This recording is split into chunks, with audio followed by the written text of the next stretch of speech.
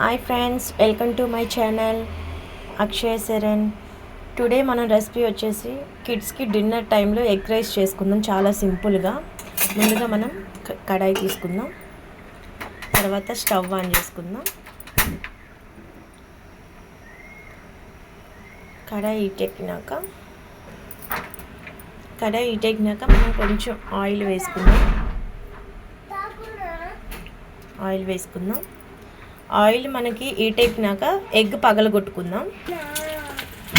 పగలగొట్టుకొని ఒకసారి కలుపుకుందాం.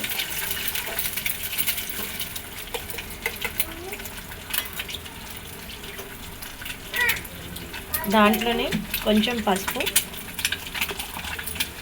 కొంచెం సాల్ట్ వేసుకొని కలుపుకుందాం. పసుపు సాల్ట్ వేగినాక నేను కారం వేయట్లేదండి, మసాలా పౌడర్ లైట్గా వేసుకుంటున్నాను. దీంట్లోనే మిరియాలు వేసి నేను గ్రైండ్ చేసుకున్నాను. ఆ పౌడర్ వేసుకుంటున్నాను. ఒకసారి కలుపుకోవాలి. కలుపుకున్నాక దీంట్లో మనం రైస్ యాడ్ చేసుకున్నాక ఒకసారి కలుపుకోవాలి.